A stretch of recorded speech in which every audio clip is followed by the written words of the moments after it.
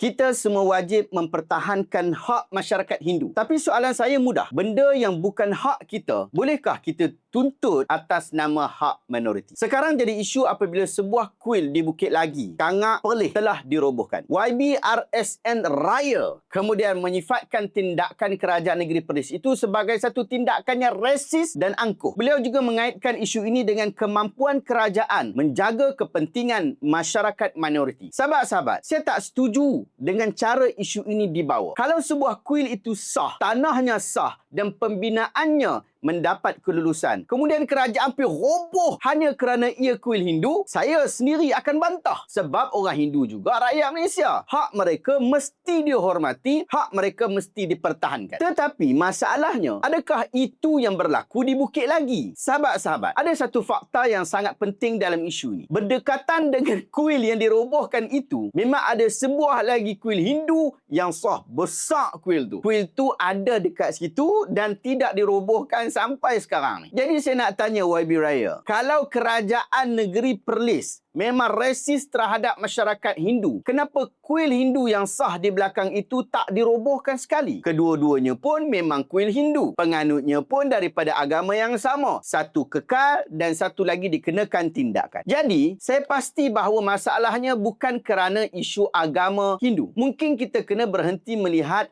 agama kedua-dua kuil itu. Dan kita mula melihat perkara yang membezakan status bagi kedua-dua kuil Hindu berkenaan. Apakah status tanah di tempat berkenaan? Ada kelulusan ataupun tak ada kelulusan? Ada hak yang sah terhadap tanah tersebut ataupun dia ceroboh? Sebab hak minoriti memang wajib kita pertahan. Tetapi sebelum kita menuduh orang lain rampas hak minoriti, kita kena buktikan terlebih dahulu bahawa benda yang kita pertahankan itu memang ada hak mereka. Sahabat-sahabat, dalam isu Bukit Lagi ni, dokumen itulah yang kita perlu tengok. Pada 16 Januari 2020, Kerajaan Negeri Perlis telah pun menerbitkan satu warta berkaitan tanah di Bukit Lagi ni. Maksudnya dah ada undang-undang khusus berkaitan tentang isu Bukit Lagi ni. Di dalam warta Kerajaan Negeri Perlis itu disebutkan secara jelas bahawa lot 8381 Mukin Seriap dengan keluasan 76.45 hektar telah dirizabkan untuk satu tujuan yang sangat jelas dan terang, iaitu sebagai tapak untuk taman rekreasi. Bukan saya yang kata, bukan Mufti Perlis yang kata, bukan Fathul Bari yang kata. Ini warta Kerajaan Negeri Perlis. Jadi sekarang sahabat, kalau ada dokumen yang lebih baru menunjukkan status tanah ini sudah berubah, YB Raya kenalah tunjukkan. Bahkan kalau pihak kuil dia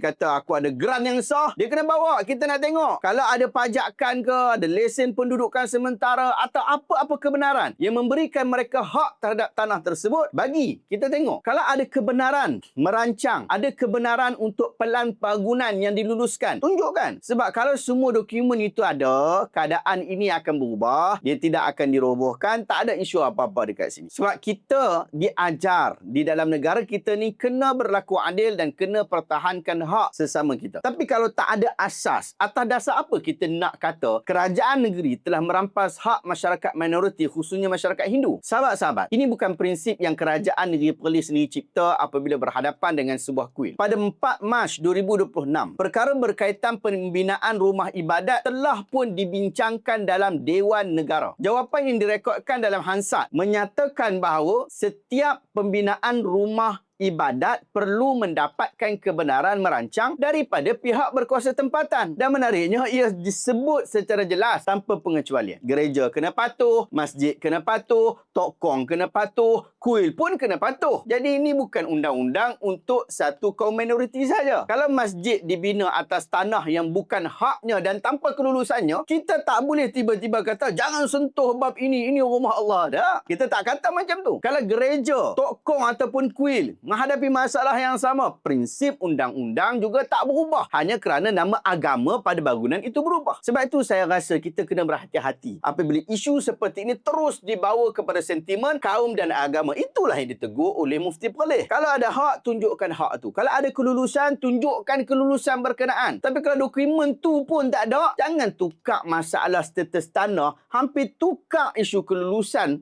isu tanah menjadi masalah orang melawat, menjadi menjadi isu kerajaan negeri lawan orang minoriti orang Hindu. Sahabat-sahabat, dalam Islam, kami orang Islam, kami diperintahkan untuk berlaku adil kepada semua manusia. Tak kira lah hang Melayu ke, hang Cina ke, hang India ke, Muslim ataupun bukan Muslim, Allah Ta'ala dah berfirman, Innallaha ya'murukum an tu'addul amanati ila ahliha wa idha hakamtum bainan nas an tahkumu bil adl. Sesungguhnya Allah suruh kamu supaya menyerahkan segala jenis amanah kepada ahlinya yang berhak menerimanya, dan apabila kamu menjalankan satu hukum di antara manusia, Allah menyuruh kamu menghukum dengan adil. Surah Nisa ayat 58. Sahabat-sahabat, ayat yang digunakan oleh Allah ialah bainan nas, di antara manusia. Allah tak sebut kita hanya kena berlaku adil kepada orang Islam saja. Apabila melibatkan hak manusia, kita kena berlaku adil. Sebab itu kalau orang Hindu dia ada tanah yang sah, kita akan pertahankan tanah mereka. Kalau rumah ibadat mereka dibina dengan sah, kita jangan ganggu, kita jangan kacau, tak ada siapa yang berhak untuk robohkan. Kalau hak mereka dirampas hanya kerana mereka masyarakat minoriti, kita semua akan bantah. Tetapi keadilan juga bukan bermaksud setiap perkara yang kita tuntut secara automatik dia jadi hak kita. Kalau sesuatu tanah tu bukan milik kita, kita tak boleh ambil kemudian dakwa itu hak kami.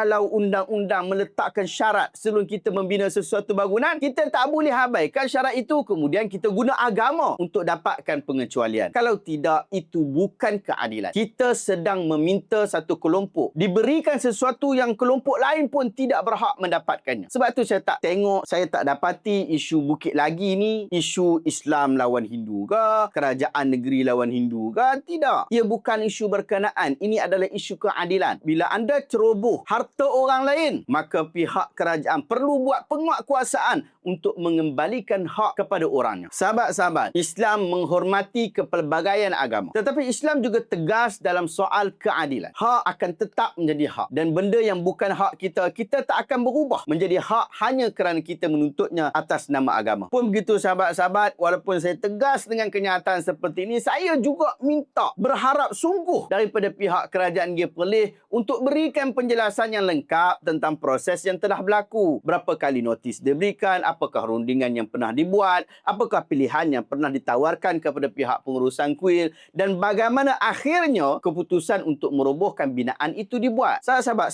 semua ini wajar dijelaskan. Tak payahlah tunggu sampai mufti pula nak kena berikan kenyataan. Sedangkan ini bukan masalah isu agama. Jadi, Menteri Besar Perlis ataupun wakil-wakil Exco kenalah keluarkan kenyataan. Jangan pula pihak pembangkang dekat Negeri Perlis pula keluar kenyataan. Ini Dr. Fathul Bari pun keluar kenyataan. Macam seolah-olah dia terpaksa bagi tahu apa sebenarnya yang berlaku. Dia bukan kerajaan negeri lagi. Kalau nak bagi dia kerajaan negeri, pilihan raya akan datang, bagi kerajaan BN menang. Pilihan raya akan datang, jangan bertanding, bagi orang yang betul-betul nak jaga kerajaan bertanding. Kalau kata BN daripada Dr. Fathul Bari sendiri akan memimpin kerajaan Negeri Perlis, bagilah BN menang dekat Negeri Perlis. Senang. Sahabat-sahabat, perkataan resis, dia bukan satu perkataan yang kecil. Kalau Webi Raya nak kata kerajaan Negeri Perlis resis, maka kena buktikan bahawa tindakan itu dibuat kerana kaum atau agama. Tunjukkan kepada kita kes yang mempunyai status undang-undang yang sama, tetapi kerajaan membenarkannya apabila melibatkan satu agama dan mengambil tindakan apabila melibatkan agama Hindu. Kalau ada, kena bawakan isu resis berkenaan. Ni tuduhan ni, bukan tuduhan kecil, tuduhan besar bapa ni. Kita tak mau ada isu resis, dan saya tak nampak sikit pun isu ini adalah isu resis. Tapi itulah ada sebahagian orang disebabkan kena dekat rumah ibadat dia, terus jadi resis. Saya bimbang apabila isu seperti ini dibakar menjadi isu resis ke, isu kaum lah, isu agama. Akhirnya nanti orang Hindu akan rasa hak mereka sedang diserang. Padahal tak ada siapa pun sorang. Bahkan orang Islam boleh jadi akan rasa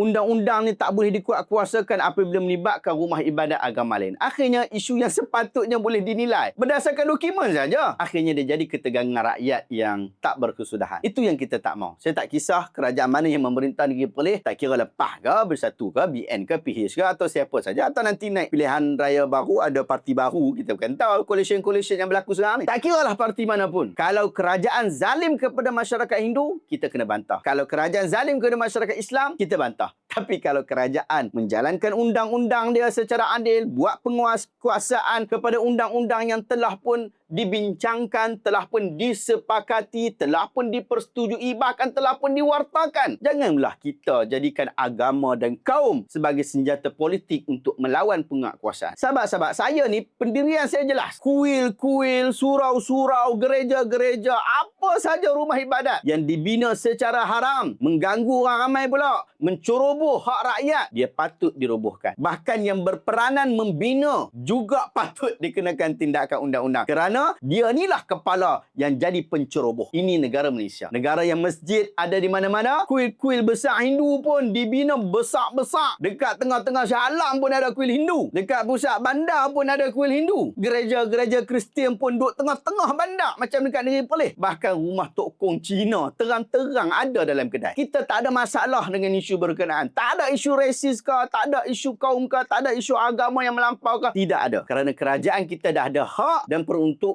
bagi hal-hal berkaitan ibadah. Jangan main pacak je, lepas tu kita buat teruk pula. Wallahu ta'ala alam. Terima kasih banyak kerana menonton. Jumpa lagi dalam video seterusnya. Assalamualaikum warahmatullahi wabarakatuh.